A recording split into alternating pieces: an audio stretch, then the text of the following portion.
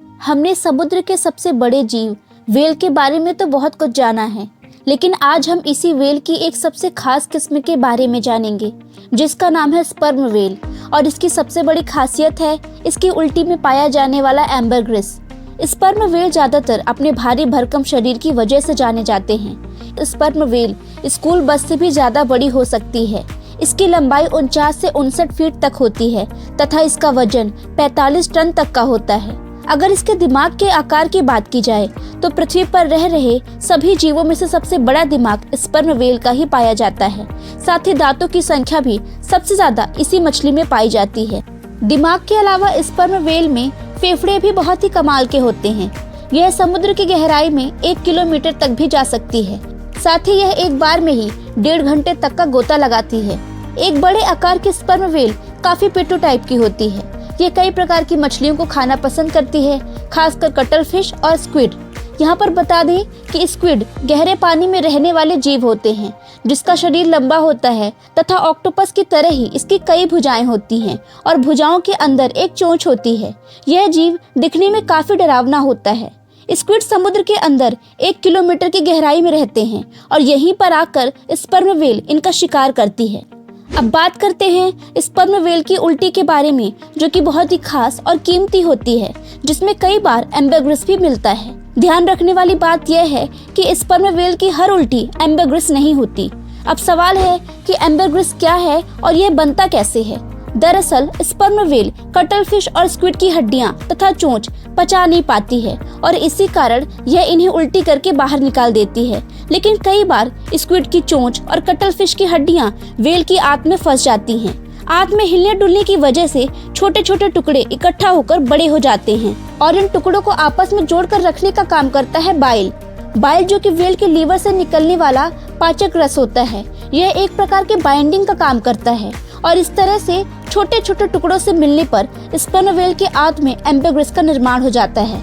Ambergris का whale के शरीर से बाहर निकलने पर भी कई मान्यताएं हैं। कईयों का मानना है कि स्पर्म व्हेल की उल्टी की वजह से ही एम्बरग्रिस शरीर से बाहर आता है। वहीं दूसरी मान्यता यह भी है कि एम्बरग्रिस जाकर व्हेल की रेक्टम यानी कि मलाशय में फंस जाता है।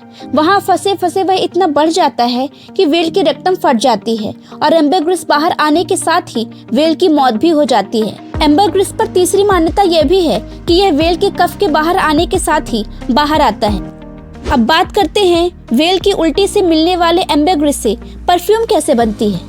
एक बार एम्बरग्रिस स्पर्म व्हेल के शरीर से बाहर आता है तो यह चिपचिपे और काले रंग के पदार्थ के रूप में होता है जो कि समुद्र में तैरने लगता है। उस समय इसमें बहुत ही गंदी बदबू होती है, लेकिन बीतते समय के साथ धीरे धीरे धूप और पानी की वजह से इसकी बदबू कम होती जाती है, जिससे इसका रंग काले से बदलकर भूरे तथा आखिर में पूरा सफेद हो जाता है। यह एक सख्त मोम की तरह होता है और जैसे जैसे इसका रंग काले से सफेद में बदलता है वैसे ही इसकी तेज बदबू भी खुशबू में बदल जाती है। समुद्र की लहरों की वजह से एम्बरग्रिस धीरे धीरे किनारों पर आ जाता है, लेकिन कई बार इसे किनारों तक आने में बहुत साल लग जाते हैं क्योंकि वक्त के साथ एम्बरग्रिस की खुशबू भी बढ़ती ही जाती है। इसीलिए एम्बरग्रिस जितने समय तक समुद्र में तैरता है उसकी कीमत भी उतनी ही बढ़ जाती है।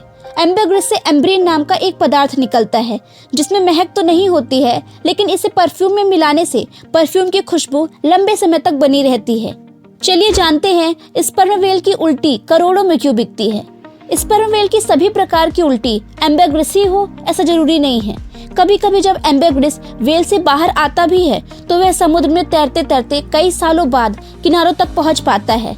इसके बाद भी बहुत ही कम बार यह किसी के हाथ लग पाता है और इसी वजह से एक बार एम्बरग्रिस मिल जाने पर इसे करोड़ों में बेचा जाता है। काले रंग में सबसे कम एम्ब्रीन और खुशबू होती है, इसलिए यह सस्ता होता है, लेकिन रंग के साथ साथ खुशबू तथा एम्ब्रीन की मात्रा बढ़ती जाती है और जब यह पूरा सफेद हो जाता है तब यह करोड़ों में बिकता है। वैसे तो एम्ब्रिस को इकट्ठा करने से स्पर्म व्हेल को कोई भी नुकसान नहीं होता, फिर भी अमेरिका सहित दुनिया की कई सरकारों ने एम्बरग्रिस के इस्तेमाल पर बैन लगाया है ताकि स्पर्म व्हेल के शिकार को बढ़ावा ना मिले। अब फ्रेंड्स, आपको कमेंट में बताना है कि इंडिया में कौन कौन से ऐसे समुद्री जीव हैं जिनके शिकार पर प्रतिबंध लगाया गया है।